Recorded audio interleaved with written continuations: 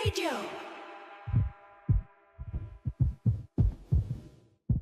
Lahat tayo ay may itinuturing na totoong kaibigan.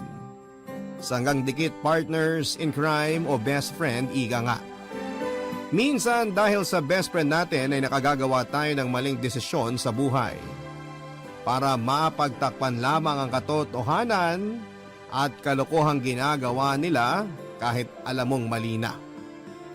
At nagsisisi na lamang tayo sa huli kapag nalagay na sa alanganin ng bawat isa. Papadudod ako po si Easy, 26 years old at isa akong gay performer dito sa Puerto Galera. Tubong Occidental Mindoro ang pamilya namin pero dito ako sa Puerto Galera nakahanap ng maayos na trabaho. At dahil wala namang TV sa bar na pinagtatrabahuhan ko ay radyo, ang pinakikinggan namin, avid listener mo kaming lahat. At todo kami palagi nag-aasaran kami kung sino ang unang magsisend ng kwento sa'yo. Iniisip kasi namin na sa dami ng nagpapadala ng liham sa'yo ay tiyak na 50-50 ang chance na mapili ang liham namin. Pero sinubukan ko pa rin dahil alam ko na maraming mai-inspire sa kwento ko. Sabay kaming lumaki ni Jenny, mas matanda lamang ako ng 2 taon sa kanya. Bata pa lamang kami ay kitang-kita na ang angking ganda nito. Makinis siya pero may pagkabalahura din ng bunganga. Masaya siyang kasama kaya siguro ay komportable kami sa isa't isa. Kaya naman noong magdesisyon akong magtrabaho dito sa puerto ay sumama din siya sa akin. Magkasama po kami sa trabaho at iisa ang bahay na inuupahan namin. Dito kami mas lalong naging close ni Jenny.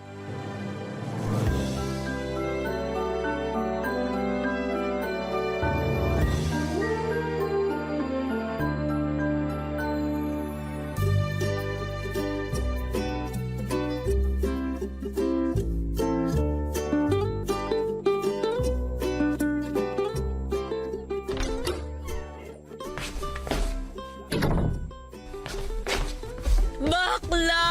Ay, hala! Ano nangyari sa'yo, babae ka? Bakit kung matungal ka para kang kinakatay na baka? Iniwanan niya ako! Nakipag-break na siya sa akin! Tumigil ka na nga sa kakaatungal mo. Mamaya isipin ng mga kapitbahay pinagsasamantalahan kita eh. Kaloka ka! Ang sakit eh! Alam mo yon? Siya lang yung lalaking minahal ko. Tapos sabi niya sa akin, hindi na daw siya masaya. Ay naku, tumigil ka na sa paggawa mo ha. Ang sakit na sa tenga ng boses mo, naririndi na ako. Ano ba kasi iniiyak-iyak mo? Mabuti nga tumagal pa siya ng 1 taon eh. Sa tindi ng ugali mo na yan, naku, patay na kambing lang ang hindi magre-reklamo. Bakla naman eh! Nakita mo nagamot ako, babanatan mo ako ng ganyan? O anong gusto mo? Ihele kita para tumahan ka, ganon.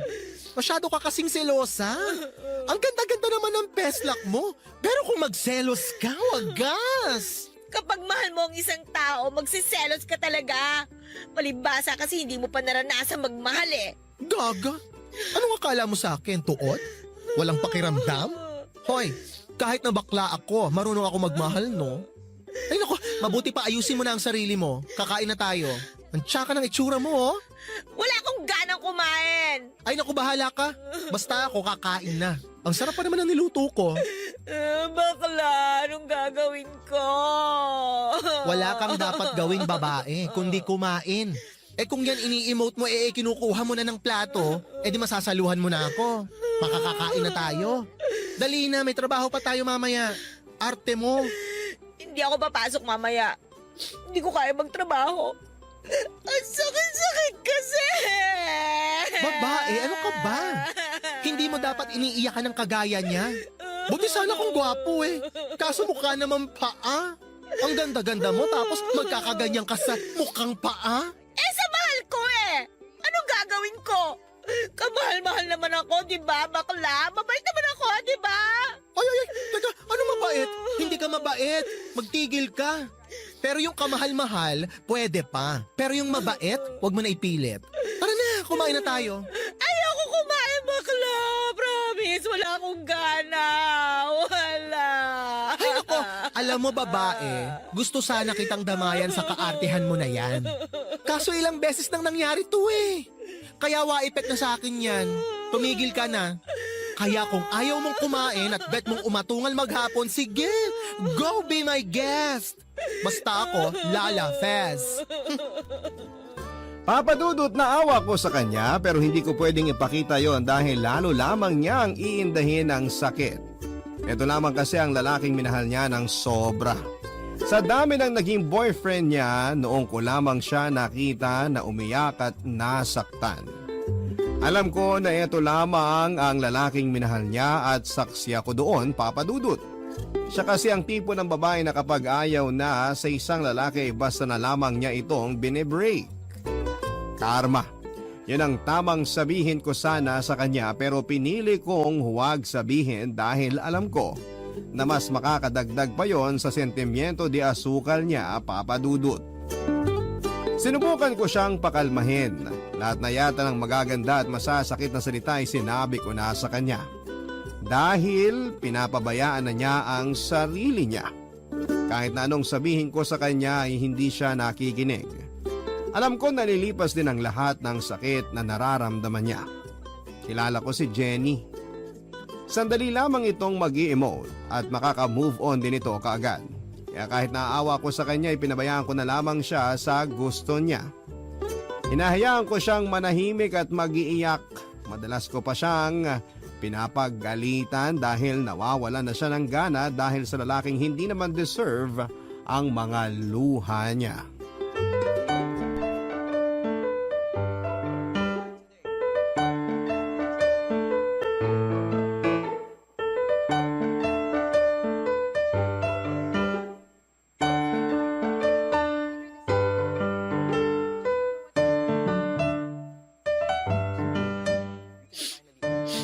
Umiiyak ka pa rin, babae? 100 years na kayong hiwalay, ganyan ka pa rin?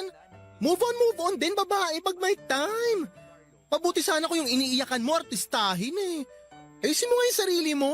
Bilis, tara, mamasyal tayo. Ayoko, bakla. Tinatamad ako, ikaw na lang. Palagi na lang tayong ganyan? Teka, kailan ka ba huling nagsuklay, babae ka? Alam mo pa ba kung ano ang suklay? Ginagamit sa buhok yun. Tinan mo nga yung itsura mo. Ang gulo-gulo ng buhok mo, ang dugyot-dugyot mo. Hoy babae, baka may kuto ka na ha, mahawa mo ko. Kokrompalin talaga kita. Pabayaan mo nga ako. Wala kang pakialam kahit hindi ako magsuklay o mamaho ako. Umalis ka na kung aalis ka. Gusto ko mapag-isa. Ay hindi. Aalis tayo. Tingnan mo nga yung eyebags mo, mga maleta na oh. Alam mo, imbis na nag-e-emote ka dyan, ipakita mo sa lalaking yun na mukhang paa na hindi siya kawalan. Sinasabi ko sa'yo, maniwala ka sa akin, pagsisisihan ng boyfriend mong mukhang paa na iniwang ka niya. Ayoko nga. Hoy, pag ako nainis sa'yo, talagang kakalad ka rin kita, sinasabi ko sa'yo. Huhubaran kita at bubuhusan kita ng malamig na tubig, sige. Para makita mong hinahanap mo. Kilala mo ako, babae. Pag sinabi ko, ginagawa ko. Ang kulit talaga ng baklang to. Ayoko nga sabi eh. Ano bang mahirap intindihin sa sinabi ko? Kung gusto mong umalis, umalis ka. Huwag mo na akong isama, okay? Alam mo, nuknukan ka ng arte, nakakainis. Eh wala naman akong gagawin doon. Baka mainis ka lang lalo sa akin. Iwanan mo na lang ako at huwag mo na akong kulitin. Alam mo, babae, hindi ko talaga alam kung anong ipinakain sa'yo ng mukhang paa na yun kung bakit nagkakaganyan ka. Ang pangit-pangit naman! Yung ex mo ang gwapo, hindi mo iniyakan ng ganyan. Tapos ngayon mukha kang nagdurusa, mukha kang yagit ang dugyot-dugyot mo. Paano ka umabot sa ganyan? Mukha pangit kang bakla ka. Porke afamang jowa, makalait ka, wagas. O totoo naman eh, wala ka kasing ka-taste-taste. Huwag mo kasing masyadong seryosohin yung kasabihang ang maganda para sa pangit. Hindi totoo yon. Kaya ka nagkakaganyan kasi tatanga-tanga ka. Alam mo, kung ako sa'yo, aalis na ako. Huwag mong sayangin ang oras mo sa pangwawalang niya sa akin. Wala ka mapapala. Concerned lang ako sa'yo, babae. Mahal kita, kaibigan kita eh. Hindi ko kayang makita na nagkakaganyan ka dahil lang sa isang lalaking mukhang paa. Masanay ako na binabalahura mo ko, nakikipaghuntahan ka sa akin, yung maingay ka, nakikipagsabayan ka, makulit, magulo, ganun. Hindi yung ganyan ang itsura mo. Yung mukha naglublob ka sa putik. Mabuti pa mag-inom na lang tayo. Ay, hindi ko bet magwalwal today, babae. Go na tayo sa mall, gusto kong mag-mall. Doon na tayo. Malay mo, makakita tayo doon ng mas pangit kesa sa iniiyakan mo ngayon, o di ba bongga? Hindi ka naiiyak. Che, bakla, alam mo naisip ko lang. Ano kaya kung ikaw na lang ang jowa ko? Ay, no, no, no! Ayoko pang mamatay, no? Hindi ko kaya magjowa ng lason. Ew! Ang choosy nito, kala mo? O sige na, ikaw na ang Diyosa, ikaw na ang makinis. Tumigil ka na! Don't say another word! Hindi ko kaya! Kadiri ka! No! Papa Dudut, nahirapan akong tulungan si Jenny para makapag-move on. Pero dahil na rin sa kakulitan ko ay napapayag ko siyang labas muli at lalo na kapag wala kaming trabaho. May nakilala siyang foreigner at naging boyfriend niya rin po ito. Naging masaya ako para sa kanya dahil alam ko na hudyat ngayon na nakalimutan na niya ang ex niya na umiwan sa kanya. Nakikita ko na ulit siya na tumatawa. Bumabalik na ang dating sigla na matagal ding panahon na nawala sa kanya. Mahal na mahal ko ang kaibigan ko at hindi ko siya pwedeng pabayaan.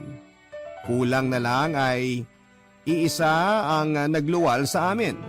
Iisa ang likaw ng bituka namin at hindi ko maatim na makita siyang nasasaktan. Pero gaya ng mga naunang naging boyfriend niya ay iniwan din siya ng foreigner. Muli ko naman siyang nakitang umiiyak at nasasaktan, Papa Dudut. Papa Dudut, idinaan na lang namin sa pagwawalwal ang pag-iwan sa kanya ng afam niyang boyfriend. Nalasing kami pareho at ang masakit nito ay may nangyari sa amin. Hindi ko alam kung paano ako kikilos. Basta ang alam ko lang ay nabigla din ako. Paano ay may mangyayari sa amin samantalang laso ng tingin ko sa mga babae? Kaya litong-lito ako sa mga oras na yon. Tomboy ba ako? Ilang ulit kong tinatanong ang sarili ko kung totoo ba ang mga nangyari.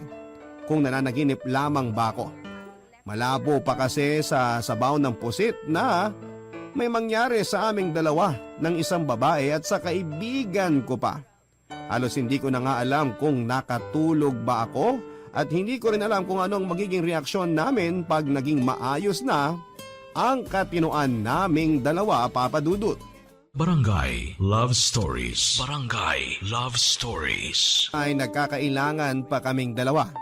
Hanggang sa inisip na lang namin na bangungot lang ang nangyari at hindi namin gusto. Ang mahalaga ay alam namin sa sarili namin na may nangyari. Isang buwan din na mahigit na medyo nagkakailangan kaming dalawa at kung kailan na nagiging maayos na ang lahat, ay saka naman biglang nagkaproblema. Nabuntis siya at sa akin niya pinapaako ang bata. Ako daw ang ama. Paano ko tatanggapin na sa akin ang bata kung alam ko na bago may mangyari sa amin ay may nakasiping din siya, ang boyfriend niya na foreigner. Bigla akong nakaramdam ng takot, Papa Dudut. Paano nga kung ako ang ama ng ipinagbubuntis niya? Paano ko pakikisamahan ang isang babae? Okay sana kung hindi ako ang ama ng bata kasi wala akong obligasyon sa bata. Tutulungan ko lamang siya dahil kaibigan ko siya, pero papaano kung ako ang ama? Paano ako kikilos? Hilong-hilo na ako sa kakaisip pero walang pumapasok sa isipan kong matinong sagot. Hihintayin ko ba muna siyang manganak para malaman ko kung sa akin talaga ang bata bago ko siya tulungan? O tutulungan ko na siya at aakuin ang bata? Kahit na hindi pa namin alam kung sino talaga ang ama, pag blue eyes ay hindi akin. Pag Pinoy ay akin. Parang ang hirap ng sitwasyon namin. Hindi ko alam kung saan ako kukuha ng lakas. Paano kung sa akin nga ang bata? Paano ang jowa ko? Mahal ko si Jenny bilang kaibigan pero hindi ko makita ang sarili ko na magiging asawa siya. Paano ko palalakihin ang anak ko kung akin nga? Paano ko ipapaliwanag sa kanya na bakla ang ama niya na nakadamit babae? Paano kung pagtawanan siya ng mga kalaro niya? Hindi ko alam kung paano maging isang ama at hindi ko alam kung paano magpaka-lalaki at magpalaki ng isang anak. Sana'y hindi sa akin ang bata. Pero sigurado si Jenny sa sinasabi niya kaya lalo akong kinakabahan.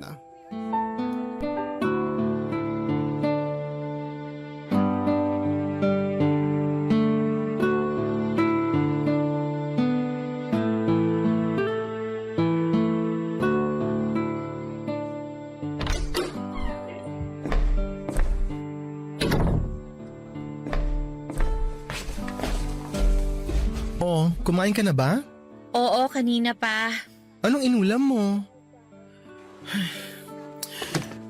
Siya nga pala. Nakausap ko ang jowa ko, uwi raw siya.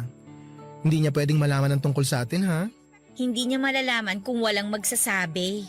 Wala naman nakakaalam na pinaako mo sa akin yung bata, no? Hindi ko siya pinaako sa'yo. Sigurado ako na ikaw ang ama ng anak ko. Alam ko sa sarili ko ang bilang ng araw kung kailan siya nabuo, no? Hayaan mo, kung lumabas na foreigner ang bata, lalayo ako sa'yo. Hindi mo kailangan lumayo, ano ka ba? Akin man o hindi ang batang yan, hindi kayo aalis. Palalakihin natin siya na ako ang kikilalanin niyang ama. Salamat bakla ha. Kasi kahit na ganitong nangyari, hindi mo ako pinabayaan. Hindi mo pa rin ako iniwan. Hindi talaga kita iiwan, ano? Hindi ko kayang gawin yun sa'yo. Mahal kita, kaibigan kita. Isa pa, kung sa akin ang batang yan, aayusin natin ang lahat. Ilalagay natin sa tama. Alam mo, naisip ko, kaysa kung sino-sino lang dyan na lalaki, mas pipiliin ko na makisama sa'yo. Kasi mabait ka eh. Kilala natin ng isa't isa. Oo nga, bakla ka. Pero hindi ka bakla lang eh. Bakla kang responsable at may puso. Ano ba yan, babae? Huwag ka na magdrama. Parang gusto ko na tuloy matouch. Hindi ako nagdadrama bakla. Totoo yung sinasabi ko. Darating ang araw, makakabawi din ako sa'yo. Bala ko sana umuwi muna sa atin eh. Mahirap kasi manganak ng mag-isa. Huwag ka nang umuwi. Baka ma-stress lang lalo si na tita dahil sa nangyari. Tsaka na tayo umuwi kapag nakapanganak ka na. Baka magulat sila kapag nakita nila ang kalagayan mo. Ayoko kasi maging pabigat sa'yo. Nahihiya na nga ako sa'yo eh. Kinakapalan ko na nga lang itong mukha ko, no? Ito naman? Para saan pa't naging best friend mo ko? Magkasangga tayo, di ba? Ang mahalaga ngayon, ang sitwasyon yung mag-ina. Ako na munang bahala sa lahat ng gastusin. Magpapacheck up nga pala ako mamaya. Pakisabi na lang kay boss na baka malate ako ha. Alam mo, sa tingin ko, mabuti pa siguro wag ka na munang magtrabaho.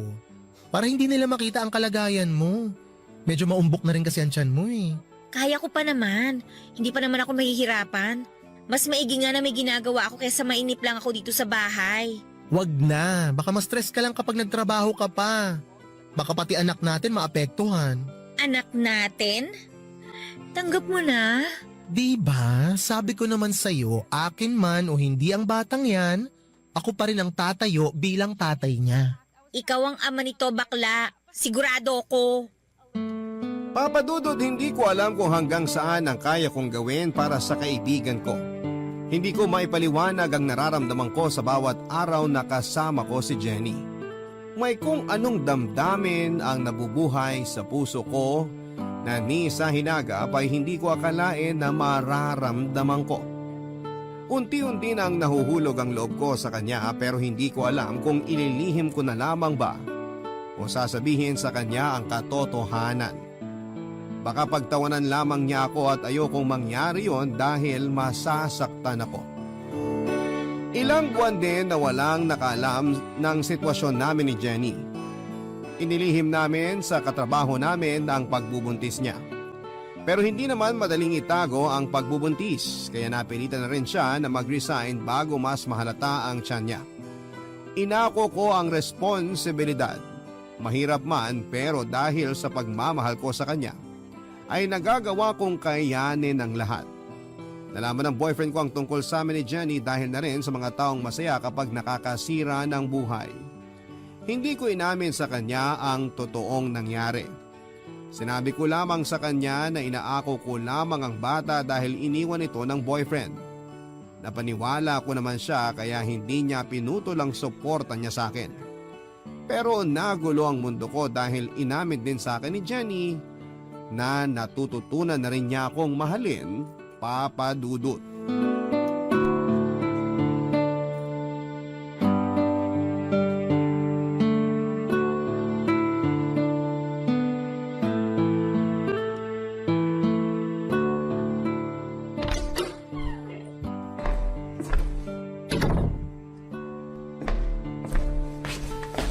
Tamang-tama ang dating mo, bakla. Magpalit ka na ng damit mo at kakain na tayo. Pakis nga. Ay, anong kiss? Che, Ito naman. anong ulam? Kiss mo muna ako. Ano ba nangyayari sa'yo, babae? Wala, gusto lang kitang ikis. Bakit? Bawal ko bang ikis ang tatay ng anak ko? Sige na, kiss mo na ako. Kilabutan ka nga, ano ka ba? Kadiri ka ha? Malapit na ako masuka. Ay, wag ako bakla ah. Alam ko na bet mo na rin ako. Nararamdaman ko yon. Huwag ka mag-inarte. Hindi bagay sa'yo. Kiss na, dali na, bilis na. Parang tanga to. Kumain na nga lang tayo. Hindi mo pala sinagot yung tanong ko, ano bang ulam? Tortang talong na may kasamang pagmamahal. Babae ha, hindi ka na nakakatawa. Ay, sandali. Tabihan kita ha. Meron ka palang dapat malaman. Bakla, maniniwala ka ba kung sasabihin ko sa'yo na mahal kita? Mahal din naman kita ha. Alam mo yan, di ba? Pero bilang kaibigan. Oo, bilang kaibigan. Bakit? Ano pa bang inaasahan mo? Sure ka ba bilang kaibigan lang? Eh bakit pinapawisan ka dyan? Uy, si bakla. In love na rin sa akin. Aminin mo na. Wala naman nakakarinig eh. Nagbablush ka bakla? Oo. Halatang-halata na in love ka na sa akin. Babae, tama na nga. Hindi ako nagbablush. Naka-blush on talaga ako. Tsaka mainit sa labas. Paano hindi ako pagpapawisan? Tumigil ka nga. Sus! Wag ako bakla. Iba na lang. Ay, teka sandali. Nagpagupit ka? Nakabistida ka kaninang umalis ah. Bakit nakamaong ka na ngayon? Bakla! I love you na! I love you na talaga! Hoy babae, wag kang assuming ha. Hindi ako nagpagupit para sa'yo. Isa pa, sinasanay ko lang talaga ang sarili ko na ganito para hindi magtaka si baby sa itsura ko. Ay! Gwapo ka pala, bakla! Ay, oo naman. Nakakatawa na ngayon mo lang napuna. Hindi naman ako puputaktihin ng mga manliligaw kong afam kung hindi, di ba? Ay, oo nga pala. Paano kapag dumating uli yung afam mo tapos ganyan ang itsura mo? Hindi kayo magduda yun? Actually, matagal na akong pinagaganito ni Jowa. Gusto niya ng ganitong pormahan ko. Gusto niya na magganitong pormahan na daw ako. Ako lang ang may ayaw. Tumatanggi lang ako. Ay, naku, change topic na nga. Mabuti pa kumain na tayo. Huwag ka na nga ano dyan kung ano-ano mga napupuna mo. Eh di kumain. Basta mamaya, kiss mo ko ha? Papa Dudut, naging magaan ang bawat araw naming dalawa ni Jenny. Masaya ang bawat gising namin at unti-unting nawala ang ilang sa aming dalawa. Hindi ko man tuwirang aminin sa kanya na mahal ko na siya na higit pa sa isang kaibigan. Alam ko na nararamdaman na niya yon, Papa Dudut. Action speaks louder than words, ika nga nila. Madalas kasi na hindi ko na rin maitago ang kilig at saya sa tuwing magkasama kami. Kakaiba ang pakiramdam na ito kumpara noong mag-best friend pa lamang kami. Mas makulay at mas masaya. Nanganak si Jenny, Papa Dudut. Babae at Pinay na Pinay ang itsura niya. Akin ang bata. Ako nga ang ama. Hindi ko maipaliwanag ang saya na nararamdaman ko ng mga sandaling yon, lalo na noong hawakan ko ang aking anak. Para po akong nananaginip, Papa Dudut. Para akong nakalutang sa ulap. Tatay na ako at gusto kong sumigaw sa tuwa pero mas tamang sabihin na naluha ako. Naluha ako sa sobrang kasiyahan. Ito na ang pinakamagandang regalo na matatanggap ko sa buong buhay ko. Aalagaan ko siya at mamahalin, Papa Dudut. Barangay Love Stories. Barangay Love Stories. Nakarating ang balita sa boyfriend ko, Papa Dudut. Bigla siyang umuwi ng Pilipinas at kinausap ako ng masinsinan. Doon ay inamin ko sa kanya ang katotohanan. Hindi na ako nagsinungaling pa, Papa Dudut. Inamin ko sa kanya lahat dahil sukol na ako. Inamin ko sa kanya ang totoo dahil gusto ko ding ipagmalaki na tatay na ako. Tatay na ako na sa hinagap ay hindi ko naisip na mangyayari yon. Galit na galit sa akin ang boyfriend ko at pinapili ako kung siya o ang aking mag-ina ang pipiliin ko. Aaminin ko na minahal ko ang boyfriend ko. Hindi kami tatagal ng 6 na taon kung hindi ko siya minahal. Pero mas mahal ko ang anak ko at si Jenny. At handa kong isakripisyo ang lahat ng karangyaan na kayang ibigay sa akin ng boyfriend ko para sa mag-ina ko. Hindi matanggap ng boyfriend ko ang mga nangyari. Hindi agad ito umalis sa Pilipinas at inalok niya ako ng malaking halaga kapalit ng pag-iwan ko sa mag-ina ko. Sosuportahan daw niya ang mga ito. Paaralin ang anak ko at bibilhan ng bahay, bibigyan ng negosyo.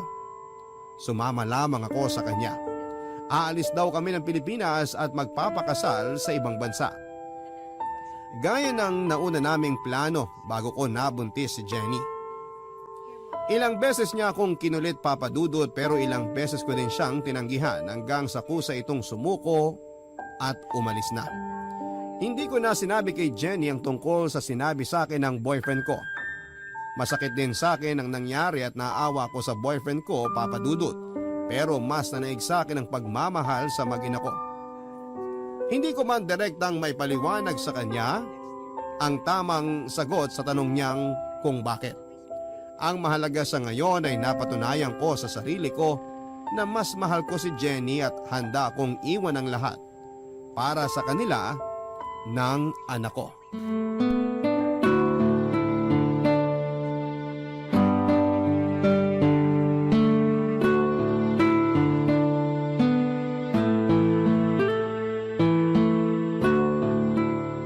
Bakla, anong oras na? Bakit ngayon ka lang dumating? Kanina pa kita hinihintay ah. Bakit mo ako hinihintay? May problema ba? Wala. Hindi lang ako sanay nang hindi ka kagad umuwi pag wala kang trabaho. Masanay ka na babae. Masanay ka na rin na paminsan-minsan hindi ako uuwi. Alam mo na. Huwag mo sabihin na lalaki ka, bakla. Hindi magandang biro yan ha. Eh ano naman kung man lalaki ako? Single naman ako. Teka, nagsiselos ka ba? Oo, nagsiselos ako. Masaya ka na? Ay, bakit ka sumisigaw babae? Sinong kaaway mo? Ikaw! Nakakainis ka kasi bakla eh. Kanina pa ako naghihintay sa'yo kasi nagugutom na ako. Tapos, uwi ka na nga ng lasing, malalaman ko pa na ng lalaki ka. Nagugutom ka na pala eh. Bakit hinintay mo pa ako? Bakit hindi ka pa kumain? Hindi naman ako may bitbit ng kaldero ha. Huwag kang pilosopo ha. Hindi pa ba malinaw sa'yo na hindi ko gusto na makita kang may kasamang ibang lalaki? Inamin ko naman sa'yo na mahal kita, di ba? Bakit mo ba ako pinahihirapan? Ako? Pinahihirapan ka? Lilinawin ko lang babae ha. Hindi kita girlfriend. At lalong hindi kita asawa para umasta ka ng ganyan. Oo, hindi mo ako asawa. Pero may anak ka sa akin. Mahal kita kaya nagagalit ako ng ganito. Hindi ko alam kung bakit ang dami-dami naman dyan na tunay na lalaki. Sa'yo pa na baklang-bakla ako na in love. Selfish na, wala akong pakiramdam. Napakamanhid mo. Ako selfish? Kung selfish ako, sana iniwan na lang kita. Sana noong pinapili ako ng boyfriend ko sa inyong mag-ina kapalit ng malaking halaga, sana mas pinili ko na lang ang pera. Hindi mo alam kung anong pinagdadaanan ko. Wala kang karapatan na sabihan ako ng selfish dahil mas pinili ko na manatili sa tabi nyo kesa pabayaan kayo. Tapos ako pa ang selfish? Talaga lang ha? Hindi ko matanggap. Bakit kami ang pinili mo kung hindi mo rin naman ipaparamdam sa amin na mahal mo kami? Kulang pa ba ang ginagawa ko? Ibinigay ko naman lahat sa inyo ah. Binago ko ang sarili ko para sa inyo. Tinalikuran ko ang marangyang buhay na dapat sana ay tinatamasa ko ngayon dahil sa inyo. Tapos ako talaga ang selfish? Parang hindi ako makaka-move on dyan. Oo, selfish ka! Dahil sarili mo lang ang iniisip mo. Ipinakita ko at pinaramdam ko sa'yo na mahal kita, pero ikaw, ano? Anong ginagawa mo? Sa halip na aminin mo sa akin ng totoo, pilit mong tinatago kasi duwag ka! Duwag ka! Oo! Duwag ako! Masisisi mo ba ako? Binigla mo ako eh. Pero dapat nga magpasalamat ka pa rin sa akin eh. Dahil kahit duwag ako at kahit selfish ako tulad ng sinasabi mo, hindi ko kayo pinabayaan. Sapat na ba yung hindi mo lang kami pinabayaan? Bakla! Kailangan ko rin ng assurance na kami lang ng anak mo sa buhay mo. Gusto ko marinig sa'yo na mahal mo ko. Kasi ako, mahal na mahal kita. May gatas pa ba si baby? Baka wala na, bibili muna ako sa labas. Huwag mong ibahin ang usapan! Mahal mo ba ako o hindi? Kasi kung hindi mo ako mahal, mabuti pa na umalis na kami dito ng anak mo. Ano bang nangyayari sa'yo, babae? Hindi ka naman dati ganyan ah. Alam mo, mabuti pa kumain na lang tayo. Baka nalipasan ka lang ng gutom. Bakla naman eh! Mahal kita! maniwala. Alam mo, nagbumukha na akong tanga, ha? Pero kilala mo naman ako, di ba? Pag sinabi kong mahal ko talaga.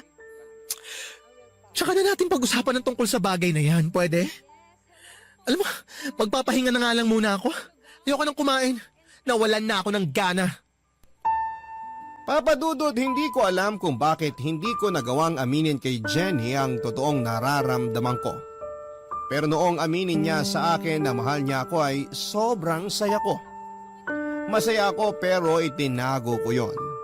Bago sa akin ang pakiramdam na yon dahil sanay ako na lalaki lamang ang nagpapatibok ng puso ko. Mula pagkabata ay hindi ko man lang naranasan ang magkagusto o magka-crush sa isang babae.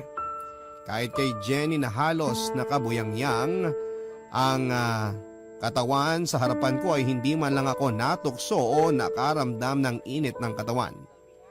Litong-lito ako, Papa Dudut, siguro kung hindi ko kilala si Jenny baka isipin ko na hindi totoo ang sinasabi niya na mahal niya ako.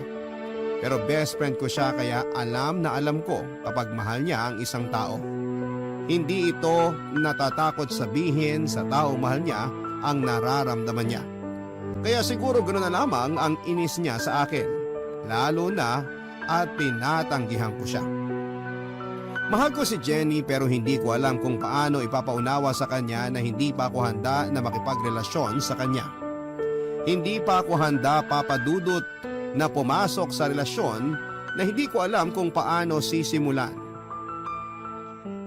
Sapat na muna yung alam ko na mahal niya ako at mahal ko siya. Hindi man niya gaanong maramdaman ay gagawin ko pa rin kung ano ang sa palagay ko ay makapagpapasaya sa kanila.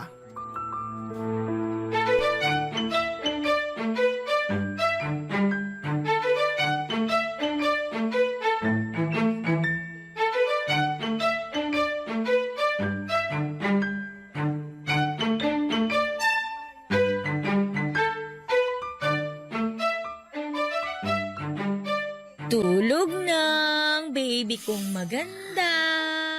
La, la, la. Good morning, babae. Good morning, bakla. Wala bang kiss? Ano ba? Hindi pa ako nagtutoothbrush? Hello, baby kong mahal. Good morning. Mamaya na ikikis ni daddy yan, ha? Magtutoothbrush lang ako. Si mami din, baby. Ikikiss ni daddy pagka-toothbrush. Diba, baby? Pero okay din naman ako i-kiss kahit hindi pa nagtutoothbrush si daddy. Diba, baby? Tra! Babae, anong ulam? Ako, ayaw mo? Baliw! Ang aga-aga, babae, ha? Bakla, phone mo nagre-ring. Ay, hiya mo siya. Sino ba kasi yan? Wala, baka yung customer ko yung kagabi. Kagabi pa ako kinukulit nun eh. Naku, bakla binabalaan kita. Huwag kang manlalalaki, hindi ako papayag. Eto na naman po tayo. Wala nga lang yun, ano ka ba?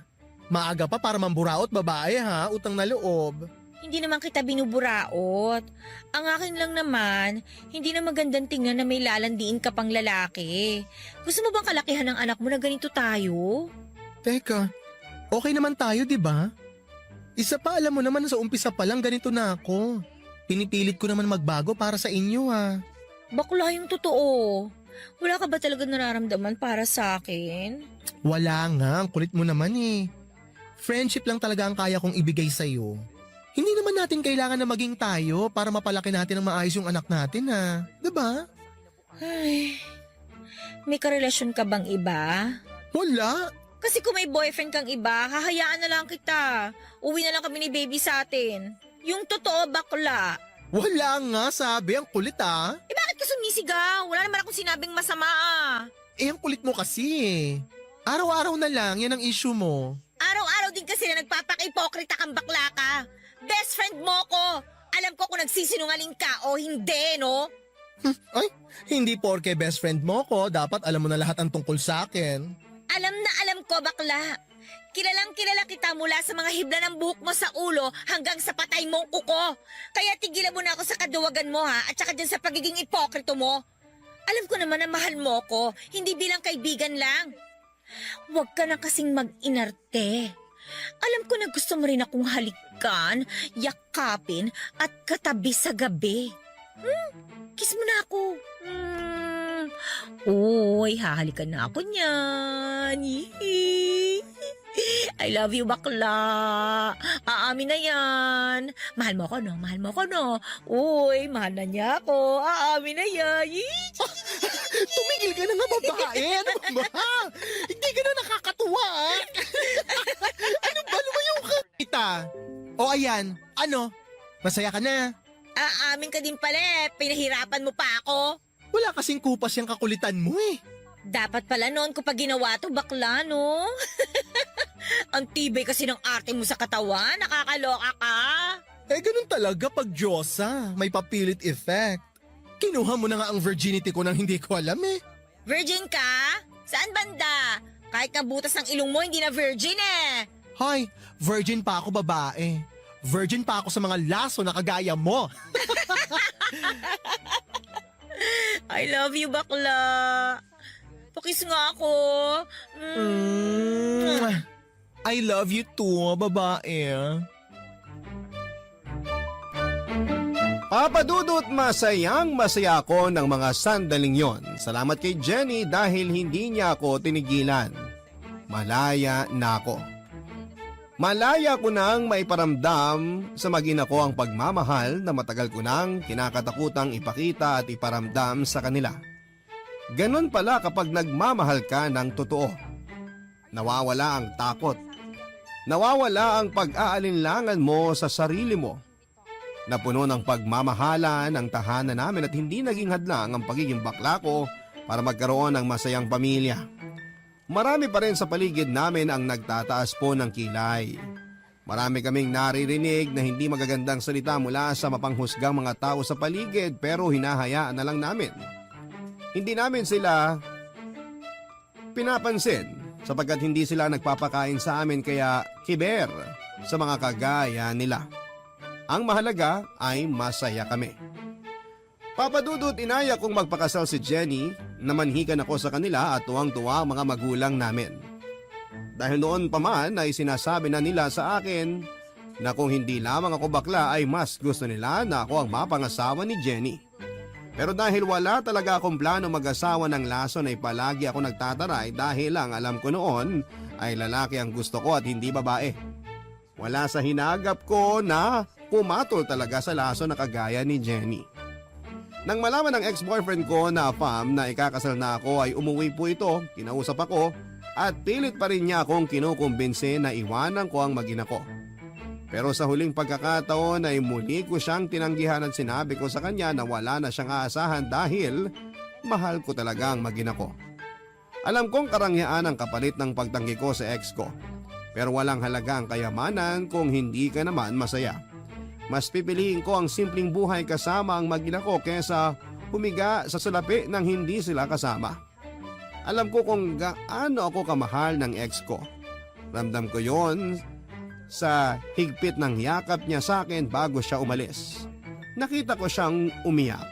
Pero ganon pala yon, Papa Dudut, no? Kapag nawala ang pagmamahal mo sa isang tao kahit nagmamakaawa na bumalik ka ay hindi mo na magagawa. Lalo na at may mahal ka ng iba. Bago umalis ang ex ko ay binigyan niya ako ng malaking halaga. Hindi ko sana tatanggapin pero sinabi niya na regalo daw niya yon sa kasal namin. Hindi ko na rin siya natanggihan, Papa Dudut. Bagamat hindi siya umaten sa kasal namin, baka daw doon pa siya mag-iskandalo. Hindi daw niya alam kung kailan siya babalik pero sana raw pagbalik niya ay magkita muli kami, hindi bilang magkasintahan kundi bilang magkaibigan na lamang. Pero bigla akong parang nabunutan ng tinik. Napayapa ang isipan ko at nagpapasalamat sa Panginoon dahil naging maayos ang lahat. Maraming salamat po sa pagbasa ng liham ko, Papa Dudut, at sa masusugid mong tagapakinig. Sana'y kapulutan nila ng aral ang kwento ko at huwag tayong matakot na iparamdam sa minamahal natin ang nararamdaman natin. Maging ito man ay katawa-tawa sa paningin ng iba. Huwag tayong matakot sa sasabihin nila dahil ang pagmamahal ay hindi tumitingin sa kasarian o sa itsura. Bagkos ay sa nararamdaman sa kabila ng panghuhusga. Ang inyong kapuso at kabarangay, Easy. Isang magandang araw po sa inyo at sa mga loyal kabarangay na nakikinig ngayon. Alam kong marami ang makaka-relate sa kwento kong ito dahil maraming tao ang kagaya ko na hindi mahilig makisalamuha sa ibang tao at may sariling mundo kumbaga. Pero bago ko nga po simulan ang kwentong ito ay itago nyo na lamang po ako sa pangalang Rai. 28 years old, small business owner at low-key profile na writer. Kasalukuyan din po ako nakatira sa maliit na barangay ng Mexico, Pampanga. Papadudot bata pa lamang po ako ay hindi na talaga ako mahilig makihalubilo sa ibang tao kahit pa sa mga kamag-anak ko. Madalas nga po ay napagsasabihan ako ng mga tito at tita ko sa amin na bakit hindi man lang daw ako makipagkwentuhan sa mga pinsan ko. Sa totoo lang po ay hindi po ko ganon kahusay pagdating sa communication skills. Boring nga po akong kausap dahil hindi ko man lang magawang bumuo ng isang topic na maaring pagkwentuhan. Maliban na lamang po kung tungkol sa mga anime or manga ang topic ay talaga namang hindi po ako nauubusan. Pero hindi nga lahat ng nakapaligid sa akin na kaidaran ko ng mga time na yon ay kapareho ko rin po ng hilig. Kaya naman madalas nilang sinasabi sa akin na nakakasawa na raw po ang mga kwento ko. Kaya naman simula noon ay hindi na ako nakipag-socialize at sinolo ko na lamang ang mga hobbies ko. Hanggang sa tumungtong ako ng high school at college ay walang nakakaalam ng mga hilig ko dahil hindi na rin ako nagkikwento pa. Kapag tinatanong nila ako ay iniiba ko ang sagot ko dahil ng mga time na yon ay puro tungkol sa mga pampaganda, pagpapaganda ang laging pinag-uusapan ng mga kaklase kong babae. Ang mga kaklase ko namang lalaki ay madalas na napagkukwentuhan ng mga tungkol sa anime pero hindi ko naman magawang makisali. Dahil unang-una ay babae ako at nagwo-worry ako sa iisipin ng mga kaklase ko kung makikipagkaibigan ako sa mga kaklase kong lalaki. Struggle is real nga po during college days, Papa Dudut. Lalo na noong mahilig na rin po ako sa pagsusulat ng mga nobela. Madalas kapag break time namin o walang professor namin ay tahimik lamang po ako nagsusulat ng nobela sa aking notebook. Pero isang beses ay bigla na lamang yung inagaw ng isa kong kaklase na babae na alam ko namang may inis sa akin. Nakuha ko kasi ang posisyon bilang class president na inaasam niya. Sa totoo lang ay wala namang nomination na nangyari. Ang professor namin mismo ang pumili sa akin kaya kahit ayaw ko ay wala akong choice. Matapos nga niyang mahablot ang notebook ko noon ay binasa niya ng malakas ang page na yon. At pagkatapos ay binato sa akin at sa kanya sinabing ang weird ko raw. Nagtawa na naman ang mga kaklase ko matapos niyang sabihin yon. Dahil sa frustration ko ay ilang linggo rin po akong tumigil sa pagsusulat. At kapag naaalala ko ang sinabi sa akin ng kaklase kong babae ay nawawalan ako ng ganang magsulat. Na-discourage ako ng husto sa isang salitang sinabi niya sa akin. Tinatanong ko ang sarili ko noon kung ano nga ba ang masama kung gano'n ang mga hilig kong gawin. Hindi ba ako matatawag na babae kung mahilig ako sa mga anime, manga o sa pagsusulat ng mga nobela? Hanggang sa makagraduate na nga ako ng college sa kursong HRM, ay wala akong maituturing na kaibigan, Papa Dudut. Pero naging masaya naman ako sa sariling mundong binuo ko.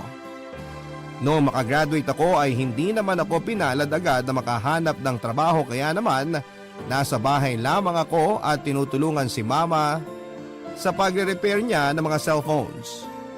Isang cellphone technician ang mama ko pero hindi yun sapat para sa mga araw-araw na gastusin namin. Kaya naman madalas ay pagsa-sideline sa karinderya bilang tagahugas ng pinggan ang ginagawa ko. Sa totoo lang po ay nahirapan akong maghanap ng trabaho kahit nasa college or kahit college graduate ako. Kaya naman nag-apply ako bilang sa ibang trabaho kahit na hindi related sa kursong tinapos ko. Nag-apply ako bilang isang call center agent sa isang malaking BPO company sa Clark, Pampanga. At sa awa ng Diyos ay natanggap ako at nakatulong na rin ako kay mama kahit na papaano. Dalawa kasi kaming magkapatid na binubuhay ni mama sa pag-repair niya lamang ng cellphone. May kinakasama nga si mama na nasa Kuwait pero hindi rin naman ito madalas na magpadala ng pera at napag-alaman nga namin na may babae pala yun doon. Ang kinakasamang yun ni mama ay ang mismong tatay ng mga kapatid ko. Pero ako ay ibang ama na siyang legal na asawa ni mama. Japanese ang tatay ko pero dahil sa isang issue na hindi masabi sa akin ni mama ay naghiwalay silang dalawa. Nag-focus ako sa pagtatrabaho dahil ako na rin ang nagsilbing breadwinner ng pamilya. Kapag umuwi naman ako galing sa trabaho ay manonood po ako ng anime hanggang sa makatulog ako. Kapag papasok naman ay nanonood pa rin ako ng anime sa cellphone ko habang sakay ng jeep. May nakatabi nga ako na lalaki nung time na yon at may nilalaro siyang kung ano sa cellphone niya. Palihim ko siyang pinapanood at nawala na ang focus ko sa anime na pinapanood ko. Sa isip ko ay parang ang ganda ng larong yon, kaya naman nilakasan ko ang loob ko at tinanong ang katabi kong lalaki kung ano ang pangalan ng larong yon. Ngumiti pa siya bago sumagot at nagpasalamat naman ako, saka agad akong nag-search sa cellphone ko para i-download ang larong yon. At dahil nga sa larong yon ay nakilala ko ang kauna-unahang kaibigan na maituturing ko, si EJ na napag-alaman kong taga-Taguig. Naging magduo kami sa game at halos araw-araw nga ay kaming dalawang magkasama sa paglalaro. At habang naglalaro nga kami ay lagi kaming naka-open mic dahil mas madaling maglaro kapag nag-uusap kami sa mga strategy na gagawin namin, Papa Dudut.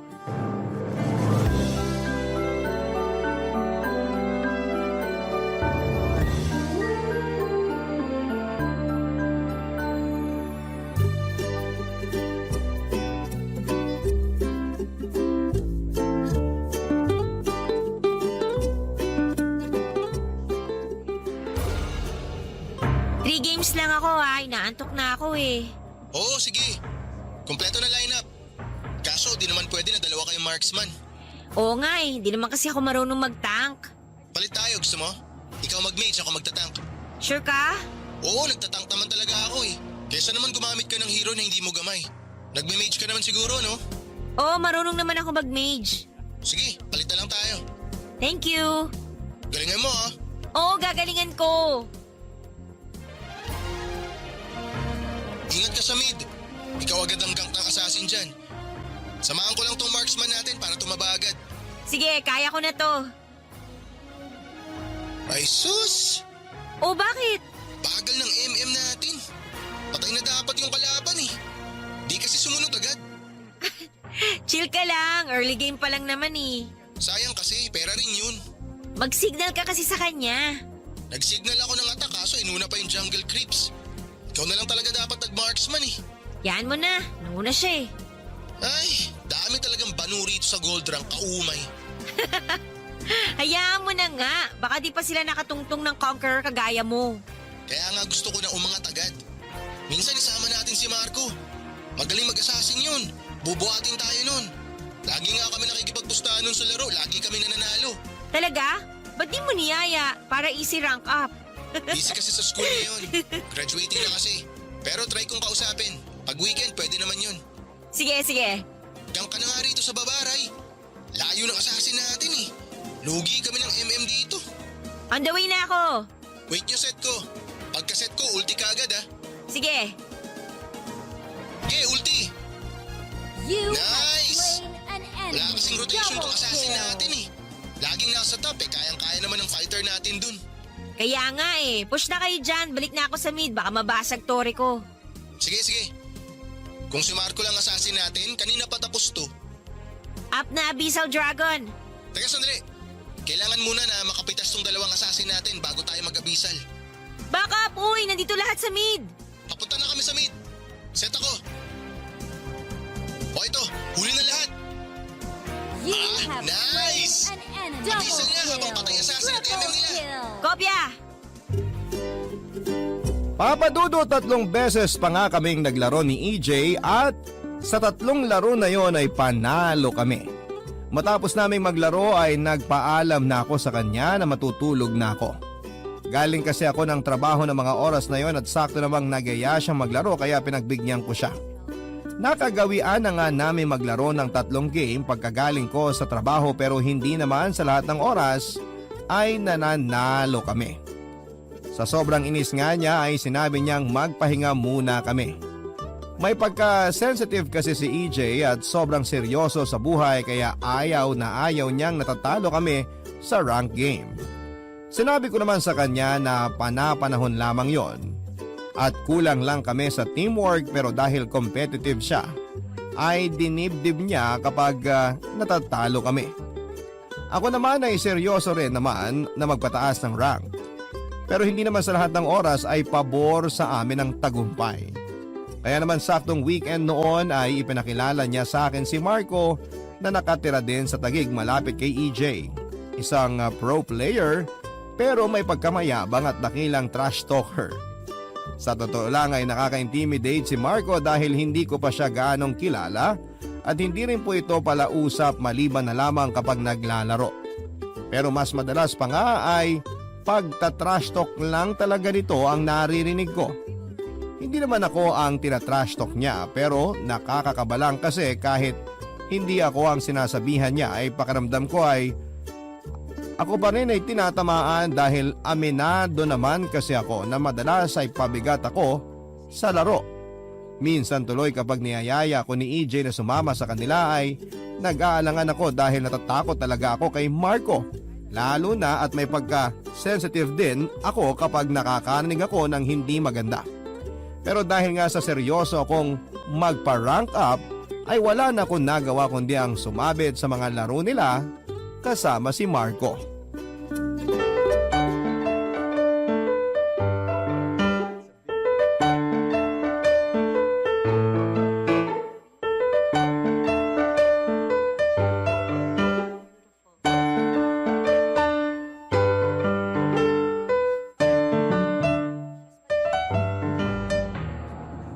Galingan yung dalawa ha.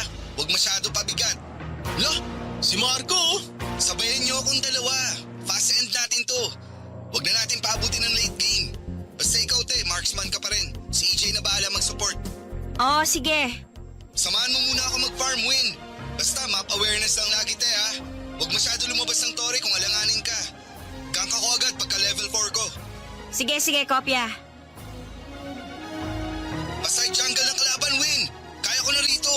Start mo red buff ng kalaban. Invade tayo. Sige, start ko na.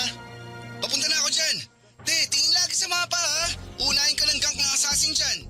Magagap naman assassin nila kaya mauuna ka pa mag-gank sa baba. Ipipilit nila yan. Walang kasama si ate sa babae. Doon siya magpapapera. Sa bagay. Okay na? Level 4 ka na? Oo, tara. Clear mid muna tapos gank na sa baba. Sige. Uy, back up! 3 rito! Diba? Basic. Igagank nga nila baba. Bababa na kami te. Sige, pakibilisan lang. Tore ka lang te. Hayaan mo magpapain si EJ. Sumunod ka sa command ko ha. Kopya! O ito, harangan ko. Go, go, go! Attack! Distansya lang te ha. Micro lang. Nice! Patay na MM. Huwag ka masyado lumapit te. Free hit ka lang. Oh, sige. Ito pa oh. Sige, patay yan. Ay! Ano ba yan? Namatay ako! Sus! Sabi ko huwag ka masyado lumapit te. Assassin yan oh. Sorry. Sige, sige. Patay naman yung 3. Likod ka lang lagi, Rai. Tapos free hit ka. Oh, sorry ulit. Up na Abyssal Dragon Win. Harangan mo ha. Sige, sige. Sige, abisa lang kayo dyan. Push lang ako dito sa baba. Oo, te. Importante pa rin objective. Hala, Marco. Binubugbog mid natin. Puntahan mo muna. Kuha lang ako ng blue buff. Te, mapa! Tulong ka muna sa mid. Basag naman na tore ng kalaban dyan sa baba. Huwag ka mag-overextend sa lane dyan. Oh, pupunta na. Okay, marangan mo, Win. Okay, sige. Te, distansya ha. Free hit ka lang. Ako na bahala sa MM at Mage. Kopya! Naku, autolock ka ba, te? Huwag ka mag-focus sa tank. Free hit mo damage dealer nila, basta sa likod ka lang ni EJ. Bawas-bawasan mo lang ng buhay para madali ko mapitas. Oo, sige. Oh, huli apat. Tira na, aba. Go na, te! You have slain an enemy. Double kill. Triple kill. Mega kill. Nice! Wiped out! Naka-quad kill pa nga si Marco. Ano, ayos ba set ko? Hindi, may nakatakas na isa eh. Kung na-hold mo sana yung 5, matutuwa ako. Wala man lang pasalamat dyan. Sus, push na! Isa na lang naman natira. Di na makakapag-def yan. Activate ko na Abyssal Dragon. Isa na lang Tori dapat nating basagin. Focus sa base ha. Target lock mo sa base. Hayaan mo kami mag-clash. Basta gawin mo trabaho mong mabasag base ang kalaban. Kopya! Pangatlong panalo na natin to. Bukas naman ulit. Grind tayo. Sige, salamat. Ang hirap talaga pag kaming dalawa lang ni EJ. Pero ang dami mong palpak kanina te ah. Pag marksman ka, distansya ka lang lagi kapag clash. Huwag kang magpo-front, di ka tank. Kung outnumbered ka sa lane mo, huwag kang lalabas. Story ka lang. Lagi ka tumingin sa mapa. Kasi madalas missing in action ka pag nag-clash na kami. Kung malayo ka naman sa amin, understood ko na yun. Pero kung mid lane or sa side mo ang clash, kailangan namin ng damage mo. Oo, sorry. Ayusin ko na lang next time. Sige, bukas grind tayo. Trio tayo nila EJ. Para naman malaman mo mga galawan. Gold pa lang to, hirap ka na. Paano pa kung nasa high rank ka na? Bubugbugin ka lang ng kalaban. Oo, sorry ulit. Buti ka pa, magaling maglaro. Sus! Di pa man nauso mga mobile games. Player na ako ng mga computer games. Kaya basic na lang to. Papa Dudut, matapos nga namin maglaro ay nagpaalam na si Marco sa amin na marami pa siyang gagawin pero kinabukasan naman daw ay sasamahan niya ulit kami. Nagpasalamat pa ako sa kanya dahil sinamahan niya kami ni EJ pero hindi ko maiwasan na masaktan ng slight lang naman sa mga sinabi niya sa akin. May pagka-sensitive din kasi ako, Papa Dudut, at ayaw na ayaw ko nang nakakarinig ng hindi maganda sa pandinig ko dahil pinanghihinaan ako ng loob. Pakiramdam ko ay hindi para sa akin ang laro na yon kahit na sobrang gustong gusto ko ang laro na yon. Pero inalis ko sa isipan ko ang mga negative thoughts na yon at inisip ko na lamang na para din naman sa improvement ko ang mga sinasabi ni Marco at hindi dahil gusto niya akong ibuli o ipahiya. Kinabukasan nga ay sinamahan ulit kami ni Marcong maglaro at marami pa siyang itinuro sa akin. Halos araw-araw na nga ay naglalaro kami pero hanggang 3 to 4 games lang dahil busy nga naman siya sa school nila at ako naman ay sa trabaho. Maglalaro lamang kami kung kailan kami pare-parehong available. Nang panahong ding yon ay ipinakilala nila sa akin ang isa pa nilang tropa na si Anthony aka Bagito na taga Davao naman at total opposite ni EJ dahil palabiro ito. At dahil nga sa madalas kong pagsama-sama kina Marco ay confident na ako na kahit maliit lamang ay nagkakaroon na ako ng improvement sa paglalaro ko. Hindi man accurate pero nakakasabay na ako sa kanila kahit papaano. Naikwento pa nga sa akin ni Marco na nagpupuyat daw sila lagi ni EJ noon para lamang makaakyat ng Conqueror rank pero dahil sa graduating na siya at natapos na rin daw ang game season ay kinailangan niya munang maglaylo at mag-focus sa pag-aaral.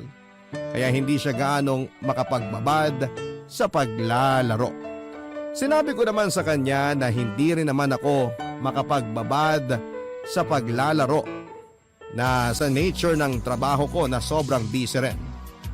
Night shift ako at anong oras na rin ako nakakapag-out sa trabaho ko dahil lagi na lamang kaming may overtime. Kaya naman pag out ko ay gusto ko na lang gawin ay ang matulog na lamang, Papa Dudut, pero pinipilit kong makipaglaro sa kanila ng panahon na yon. Barangay Love Stories. Barangay Love Stories. Papa Dudut, sabi nga ng iba na ang dali lang naman daw ng trabaho namin.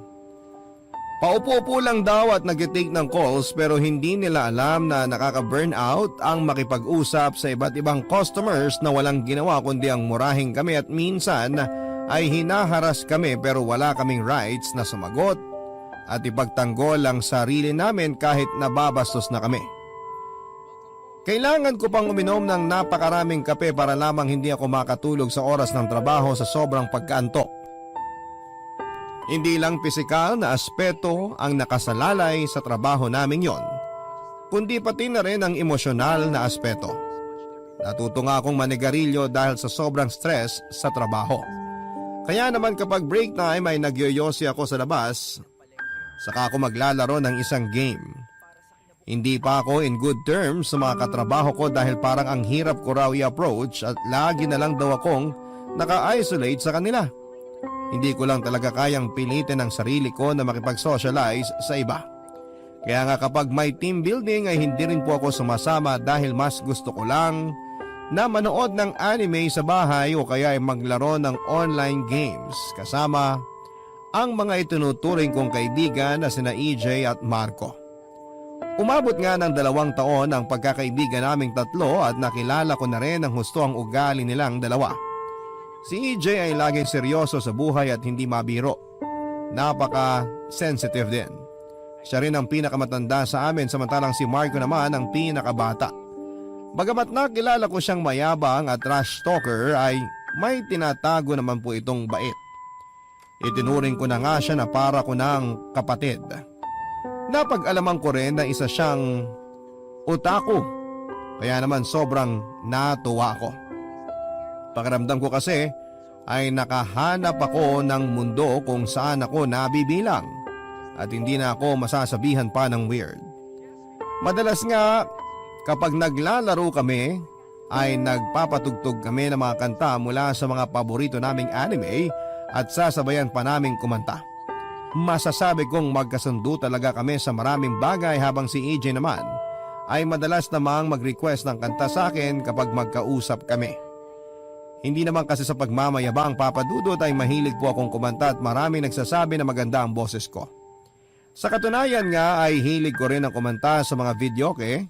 Ang dami nagsasabi na sumali ako sa singing contest pero nahihiya ako. Naging masaya ang bawat araw ko dahil sa mga kaibigan na nakilala ko sa gaming world. Pero kinailangan kong pansamantalang tumigil sa paglalaro dahil sa pumangit ang signal ng server dahil nakipag-merge ito sa Indonesia server. Naging sobrang lagi na ang game dahil sa pangit na network connection. Kaya naman tinamad na rin po ako sa paglalaro. Kalaunan nga ay napag-alaman ko na nakagraduate na si Marco at may trabaho na kasama si EJ. Pare-pareho na kaming naging busy sa aming mga trabaho at pansamantala ring nawalan ng communication sa kanila noong nag-decide ako na mag-deactivate ng aking social media account. Pero taong 2020 noong nakipag-communicate ulit ako kina Marco at EJ at nagsama ulit kami sa panibagong laro naman na hindi naman nalalayo sa dati naming nilalaro. Kasagsagan din ang pandemic noon kaya natigil ako sa pagtatrabaho. Ilang buwan ko na rin namang nilalaro ang bagong laro na yon kaya confident ako na madali na lamang kapag nagsama-sama kami ulit, Papa Dudut.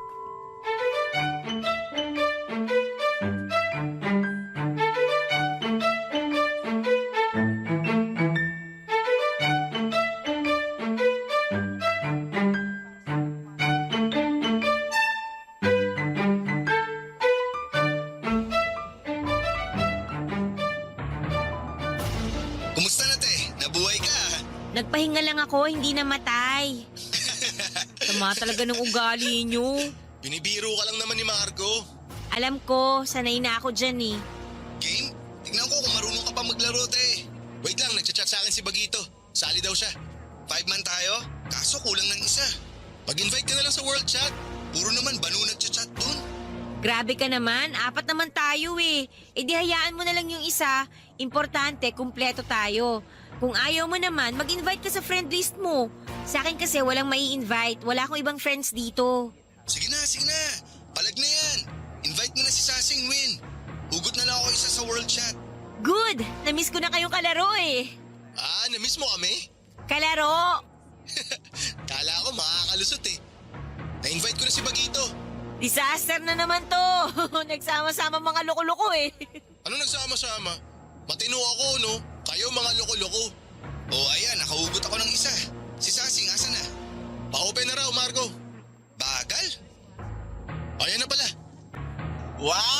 open mic lahat ah. O ano, Gina? G! Aba, si Ray pala to. Basta na. Okay naman, ikaw? Eto, gwapo pa rin. Oo, ba't ka tumatawa? Parang di ka naniniwala ah. Wala akong sinasabi ah. Sus, gwapong-gwapo na naman sa sarili niya to. Eh sa gwapo naman kasi talaga ako. Oo na, sige na, gwapo ka na. Ang papangit niyo. Ako, gwapo. Di ba, te?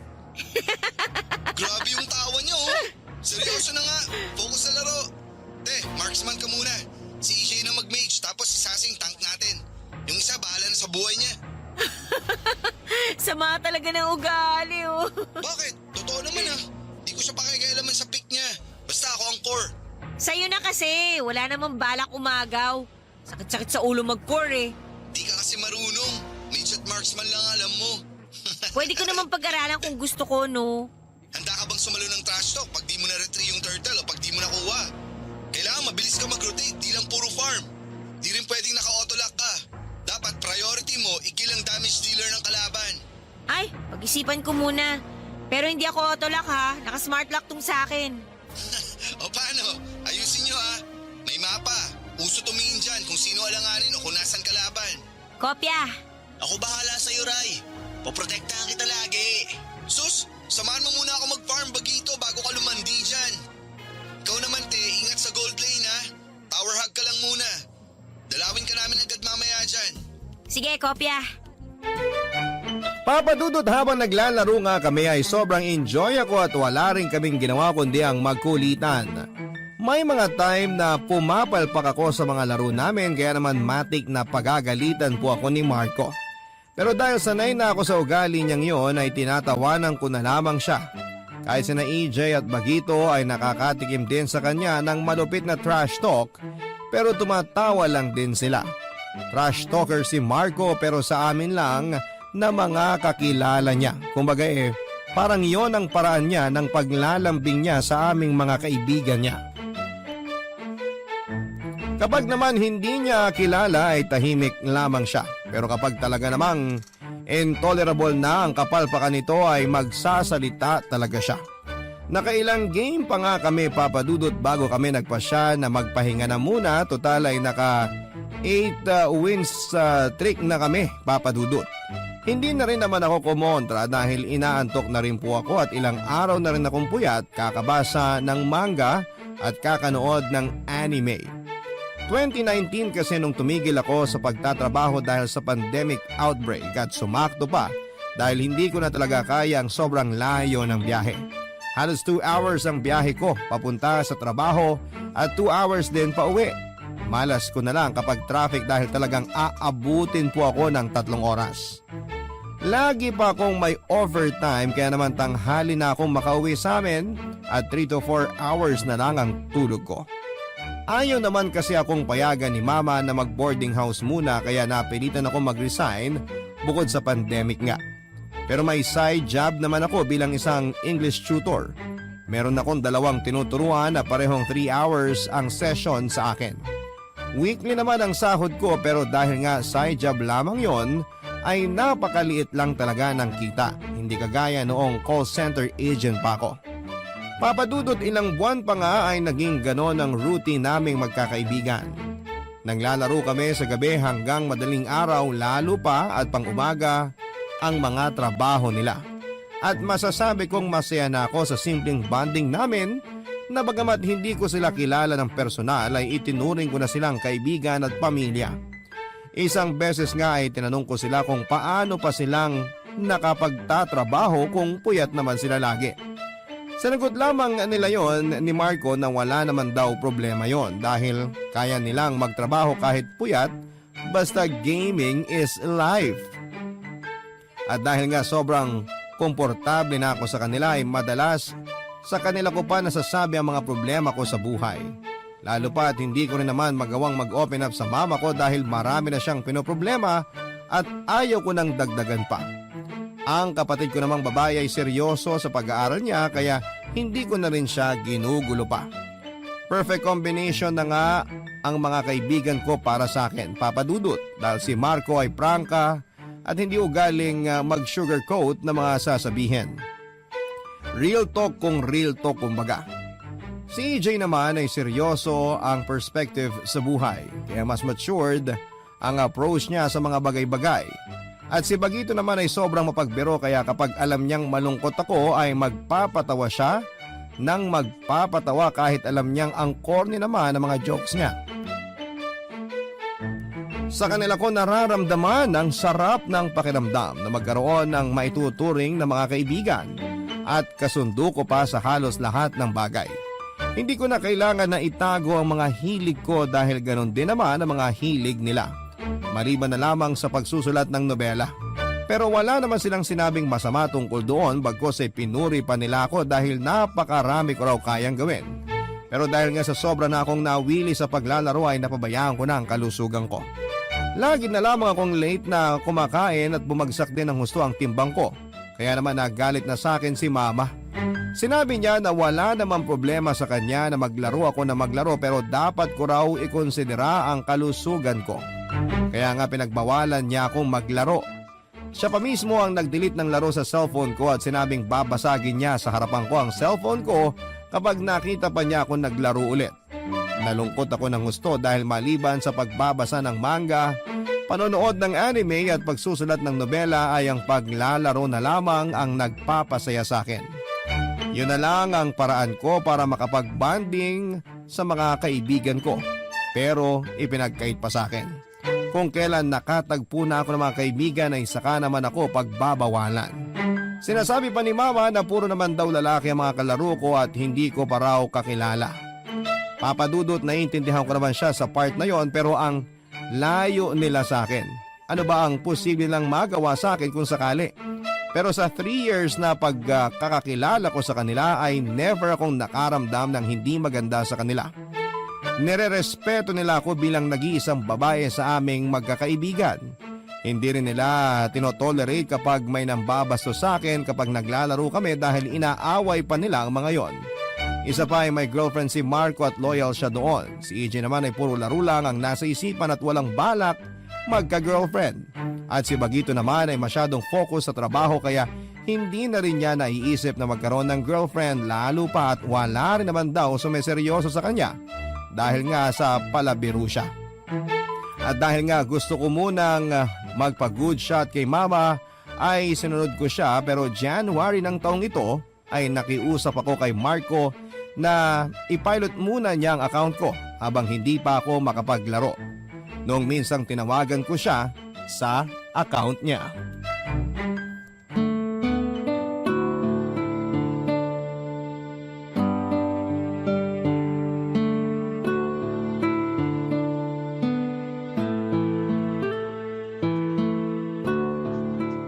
Sige na kasi, pilot mo na yung account ko.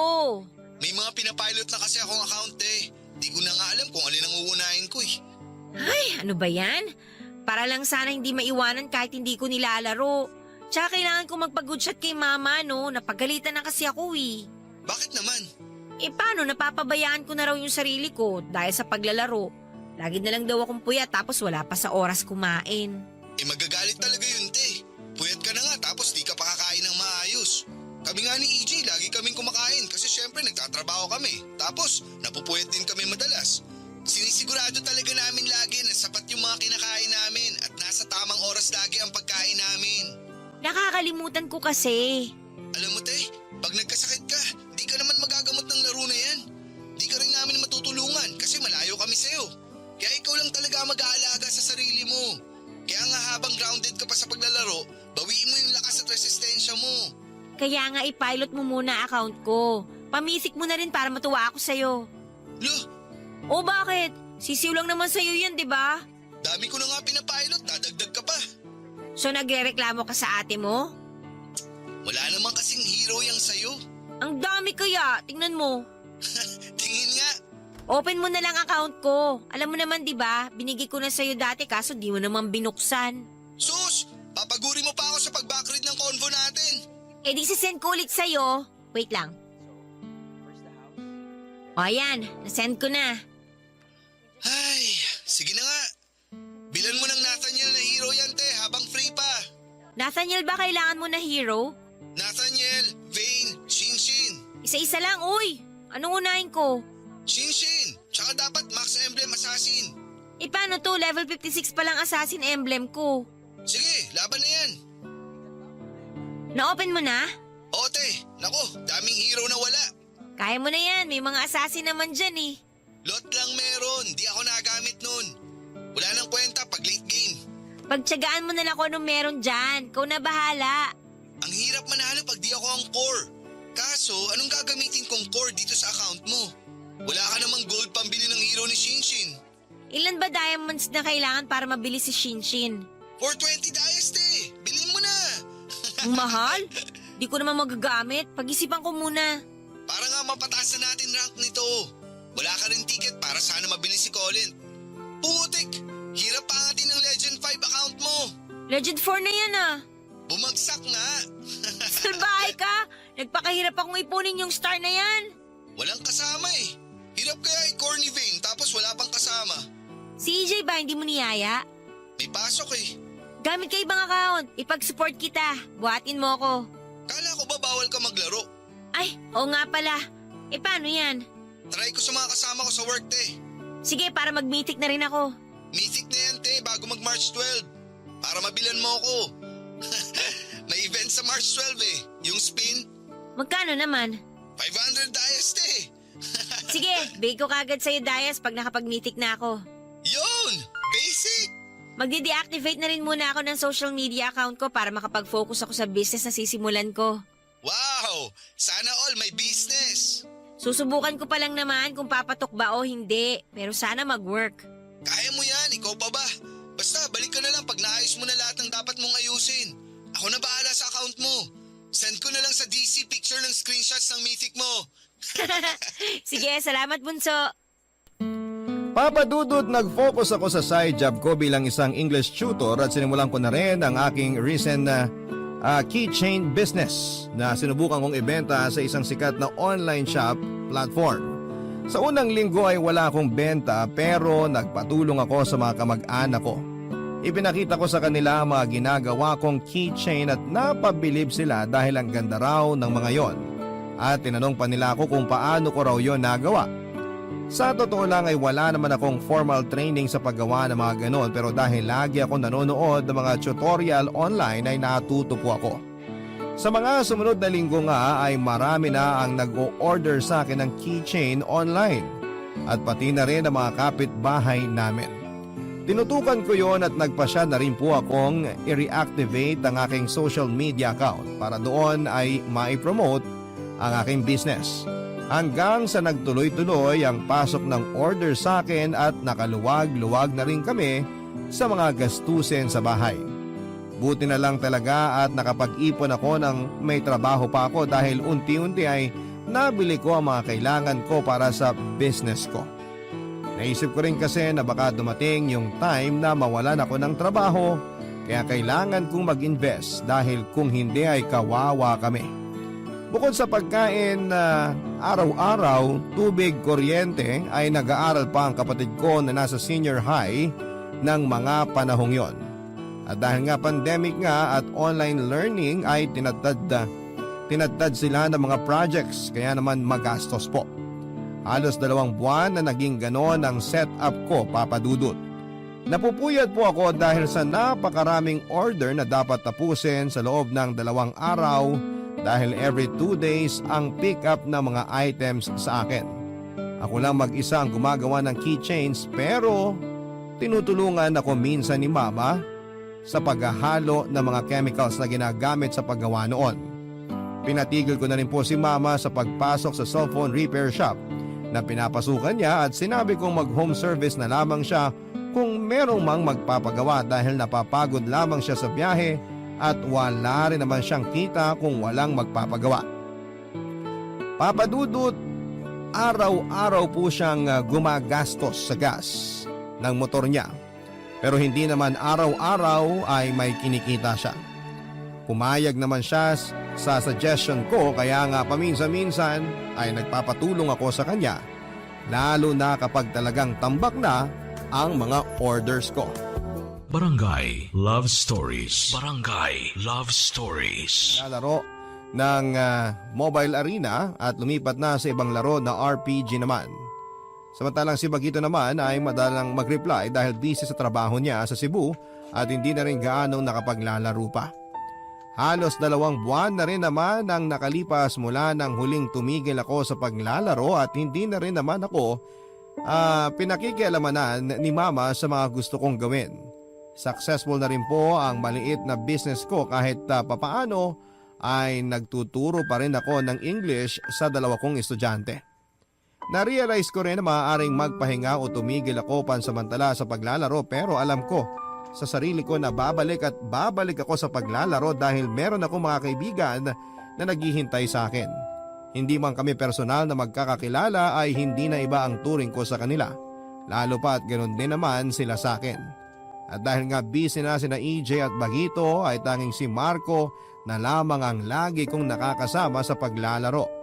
May sarili na ring squad si Marco at madalas ay nakikisabit ako kapag naglalaro sila ng 5-man at kulang ng isa. Kumbaga kapag kulang sila ng isa at walang available ay ako ang filler. Madalas naman ay kaming 2 lamang ni Marco ang magkasama pero masasabi kong mas masayang maglaro kapag full team. Ang hirap kasi kapag solo or duo lang kaya mas gusto ko rin na kompleto kami. Magagaling din naman ang mga team ni Marco at wala akong masabi. Buhat nga ako palagi at support ang role ko kapag sila ang kasama ko. Pero confident naman ako na nasasabayan ko sila. Minsan nga ay ako ang MVP at inaasar lang ako ni Marco na pinagbigyan lang niya ako. Kung sa paningin ng mga hindi nakakakilala kay Marco ay sasabihin nila na bully ito at mayabang. Pero para sa akin ay napakabait na tropa ni Marco, nasa ugali na lamang talaga niya ang pagiging mayabang dahil talaga namang may ipagyayabang siya. Mabait din naman si EJ at Bagito pati na rin ang mga kasama ni Marco dahil nga sa kanya ay nadagdagan ang mga tinuturing kong kaibigan. Kung sa ibang player ay nagkakaroon ng magjowa or nagkakadevelopan ng feelings, ang sa amin ay pure friendship lalo pa at ang iba sa kanila ay committed na sa kanilang mga partner. Pero kahit papaano naman ay alam kong idistansya ang sarili ko sa kanila at hindi ako gaanong nakikipag-chat sa kanila dahil ayaw ko na rin na pagmulan pa ako ng issue. Pinagselosan kasi ako ng dating girlfriend ni Marco pero sinabi niya sa akin na lagi naman daw may topak ang girlfriend niya noon at nagkataon lang daw na ako ang napag-initan. Kalaunan nga ay nalaman kong naghiwalay na sila at may bago na siyang girlfriend na minsan ay nakakasama ko rin sa paglalaro. Bagamat nakakasama ko sa paglalaro ang mga katim ni Marco ay hindi ko pa rin sila formal na kilala. Pero ipinakilala rin naman niya sa akin ang katim niya. At kung ano-ano talaga ang main role ng mga ito sa team at sinabi ni Marco na support lang daw talaga ang kulang sa kanila, Papa Dudut.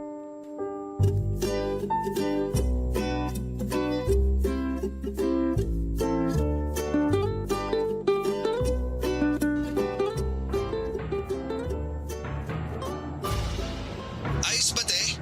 Oo, ang gagaling nila. Si Gio, malakas mang trash talk yun. Malala pa sa akin. Halata nga, nababasa ko yung mga chat niya eh. Lakas mang asal sa kalaban eh. Diba? Tingnan mo nagagawa ng trash talk, na-distract sila. Yun din pala yung team ko sa tournament. Wow, good luck. Naman, ilalampaso lang namin yung mga kalaban namin. Nagyabang na naman siya. Te, di ako magyayabang kung di ko kayang panindigan yung sinasabi ko. Kilala mo ako. Andun na tayo, pero wag ka pa rin masyadong kampante. Kasi aminin mo man at sa hindi, maraming magagaling na player sa Pilipinas. Pinapahina mo naman loob ko, te. Di real talk lang. Sabihin na nating magaling ka, magaling din yung mga kasama mo. Pero makakahanap kayo ng katapat nyo. Kasi kung magaling kayo, may mas magaling at pinakamagaling. Kuha mo? Alam ko naman yun, te. Pero may tiwala ako sa team ko. Oo naman. May tiwala din naman ako sa inyo eh. Pero syempre, hindi naman sa lahat ng oras panalo. O kaya naman pabor sa inyo yung laro. Ang importante, ano man ang maging resulta ng laro, positive lang dapat. Nax, lupit ng words of wisdom mo, te. Diba nga? Basta good luck sa darating na tournament ha. Cheer ko kayo. Salamat, te. Wala yun. Mythic ka na pala ulit, te. Nax, naka-mythic ka lang di ko pinapilot. Ano, rank game tayo? Ayoko mag-rank. Baka maalis sa mythic eh. Probation pa naman yan. Trial ba? May libre kang 10 games, manalo o matalo. Ano, G? Para naman maranasan mo galawan sa Mythic. Mahirap ba sa Mythic? Kung sa'yo mahirap, sa amin basic na lang. 6 times na ako nag-Mythic eh. Mabilis ang galawan sa Mythic, di kagaya ng Epic, pa-chill-chill ka lang. Dito sa Mythic, talagang pautakan at diskarte. Di pwedeng tutulog-tulog ka. Di importante ang maraming kills, focus lang sa objective. Kinakabahan ako eh. Ngek, ba't ka naman kakabahan? Kasama mo naman ako. Basta ayusin mo lang pag-support sa akin, mananalo tayo. Sama kaya natin jowa mo. Tulog na yun, maaga na tutulog yun eh. Sige na nga, tayo na lang dalawa. Bili ka pala ng ibang support hero, te. Yung pang-utility, nagbo-burst ng heal, ganun. Para buhay na buhay. Dami mong gustong ipabili ah. Di mo naman nabibili. Hoy, binili ko yung Shinshin mo. Nung nag-pilot ako ng account mo, pinabibili nga kitang bagong support hero ngayon para gamitin mo eh. Nagrereklamo ka pa, ikaw naman ang gagamit. Para may solid support kami. Sige na, mag-iipon na lang ako ng BP para makabili ako. Dayas kasi gamitin mo. Sira, di ako mahilig mag-top up. Nagtitipid ako, no? 2K na lang naman na BP ang kulang para makabili ako ng new hero. Sige na nga. Sabihin mo ako agad pag nakabili ka na. Para ma-practice mo. May sisend akong video sa'yo mamaya, panoorin mo. Mga rotation, strategy, best items para sa hero na yun. Okay, noted. Yari ka pala kay EJ, te. Ha? Bakit? Ang layo na raw ng agwat nyo. Agwat saan? Pinagkukumpara ko kasi kayong dalawa, lalo na sa mga objectives. Oo, ngayon. Ang maganda kasi sa'yo, alam mo na gagawin kapag up na turtle. Nilalabas mo siya sa side natin. Siya kasi di niya magawa yun. Lagi niya nakakalimutan. Tutulog naman kasi pag up na turtle. May oras din kung kailan siya mag-respawn. Tsaka ikaw nagturo sa akin nun, di ba? Ayun nga kako yung di niya magawa. Saka ang bagal niya rumisponde. Dapat nga kabisado niya galaw mo kasi mas matagal mo na siyang kalaro kaysa sa akin eh. Ewan ko ba dun? Nagagalit pa kapag pinagsasabihan. Di na nga ako masyado umaasa sa signal mo, di ba? Kaya kahit off mic, carry na. Konting practice pa nakasama ka. Oo, galing nga eh. Alam mo na rotation, saka kung sinong alanganin sa kakampi. Ganyan lagi trabaho ng support. Tara, 1v1 te. Kago tayo pareho. Di ako marunong yan. Mabubugbog lang ako sa'yo. Di ako marunong mag-mage, no? Hambog. Tara na nga, 1v1 na. Papadudod nag 1v1 nga kami at binugbog nga ako ng hambog pero no hard feelings. Mas madalas na nga rin akong isama ni Marco kapag naglalaro siya kasama ang mga kagrupo niya para na rin daw masanay ako sa galawan ng mga high rank player. Nangungulit pa nga ako kay Marco noon na isali niya ako sa squad nila kung meron pang slot. Sinabi niya naman sa akin na magtatanggal muna raw sila ng inactive player pero ilang linggo na ay hindi pa rin niya ako sinasali. Isang beses nga na nasa lobby kami ng game ay nag-usap-usap kami ay pinaalala ko sa kanya na isali niya ako sa squad at ang leader ng squad nila ang kumausap sa akin. Mag-leave daw ako sa squad ko para ma-invite niya ako na siya namang ginawa ko. Tuwang-tuwa naman ako dahil miyembro na ako ng squad nila. Sinabi naman sa akin ni Marco na nawala na sa isipan niya at nakalimutan niyang sabihin sa leader ng squad na si Bert na sasali ako at sinabi ko namang ayos lang. Dahil nga sa madalas na pagsama-sama ko sa kanilang maglaro ay nakasabay na rin po ako sa kanila. Hindi na ako gaanong kinakabahan dahil alam ko na ang mga dapat kong gawin. Natuwa rin naman sa akin si Marco lalo pa at nakita niyang malaki ang naging improvement ko. May mga time lang talaga na hindi ako nakakasama sa kanila dahil madalas akong abala sa online business ko at mga gawaing bahay. Tinutulungan ko rin ang kapatid ko sa mga math activities niya. Pero kahit na nakakasabay na ako sa gameplay nila ay hindi pa rin tumigil si Marco sa pagtitrain sa akin lalo na ng ibang role. Gusto niya kasi na maging versatile ako para kung sakali man daw na makuha o maban ang main hero ko ay makakapag-adjust ako papadudot.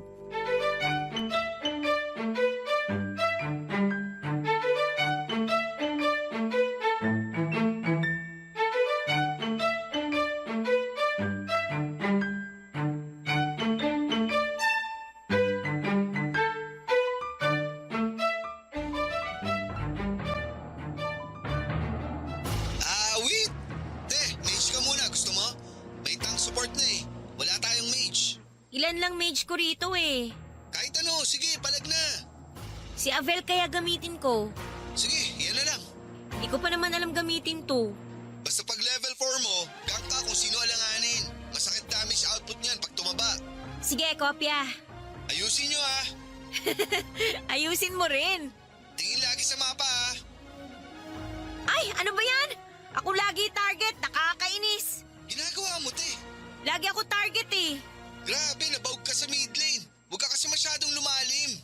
Pinagtutulungan nga ako dito. Lagi tato nagta-tower dive. Sakit mo sa mata mag-mage. Atras ka lang pag nakita mong marami. Mapa, libre lang yan. Sabi mo mag-mage ako. Wala ka pang pasalamat, nag-adjust na nga ako sa'yo. Nag-adjust ka nga, sablay naman.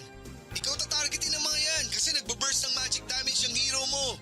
Kaso nga, butaw ka naman gumamit. Hindi ko nga kasi alam gamitin to.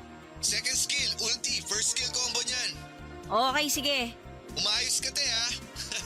Ayan na nga ba sinasabi ko eh. Butaw ka talaga sa ibang role. At least nag-adjust ako. Huwag ka nang magreklamo. Buhatin nyo na lang ako. Tara, te, magsaset yung tank. Komboan mo agad. Oo, sige. Ay, sus! Sabi ko komboan mo eh. Anong combo yun? Sorry, mali. Sus! Ubus sana yun eh. Kabado lang. Kape pa! Sorry nga eh. Sorry, guys. Kotawan kita eh. Tingnan mo, tinatrash talk ka ng kalaban. Ang cute daw ng combo mo. Wala akong pake sa kanila. Kumuda sila ng kumuda dyan. Isang set pa. Umayos ka, te, ha? Last na to. Pag ito, di mo pa nakuha. Nako! Pag nagkamali tayo sa clash, matatalo tayo. Oo, kopya. Seryoso na ako. Ayan, magsiset na si Tanjo. Abang ka, te, pero distansya. Te, combo, dali! Ito na, wait. First Yun! blood. May nagawa ka rin tama! Push na habang patay yung apat. Tank na lang nila natira, di na makakapag-def yan. Yay! O, di ba panalo pa tayo? Namuntik mo lang ipatalo. Para kang timang kanina. Sorry na nga eh. Sus! Tara, custom muna tayo. Pakita ko sa'yo kung paano gamitin yung hero na yan.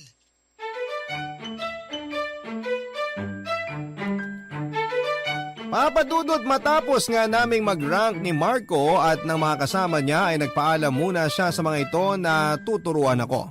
Nag-offline na rin ang mga ito dahil hindi sila naglalaro nang wala si Marco. Nag-custom nga kaming dalawa at tinuruan niya ako kung paano gamitin ang hero na ginagamit ko. Ipinakita niya sa akin kung paano ang tamang pwesto kapag ambush at clash. Mga combo ng skills para makapag-burst ng damage. Marami pa siyang itinuro sa akin at pagkatapos ay nag-classic mode kami para daw ma-practice ako. Natuwa naman si Marco sa akin dahil mabilis kong nakuha ang mga itinuro niya.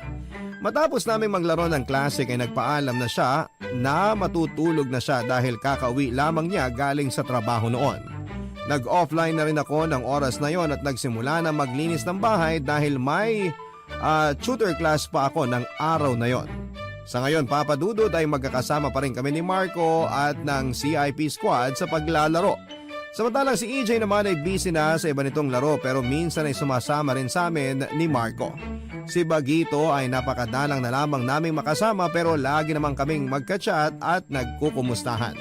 Bagamat may mga kanya-kanyang pinagkakaabalahan ay hindi pa rin namin nakakalimutan na kumustahin ang bawat isa. Isa pa ay pamilya ko na silang itinuturing kaya't hindi na sila iba para sa akin.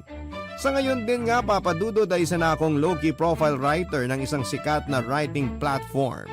Tumigil na po ako sa pag-tutor dahil face-to-face na rin ang klase. Hanggang ngayon ay nananatili pa rin ang pagkakaibigan namin na nabuo lang dahil sa isang online game. Pero masaya ako na nakilala ko sila.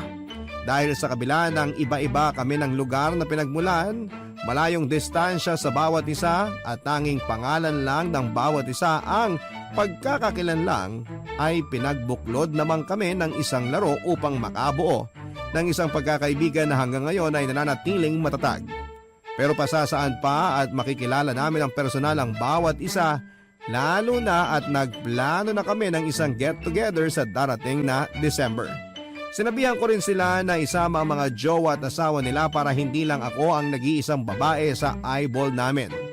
Papadudot, pumayag naman sila at kagaya ko ay excited na rin po sila na magkita-kita kami ng personal.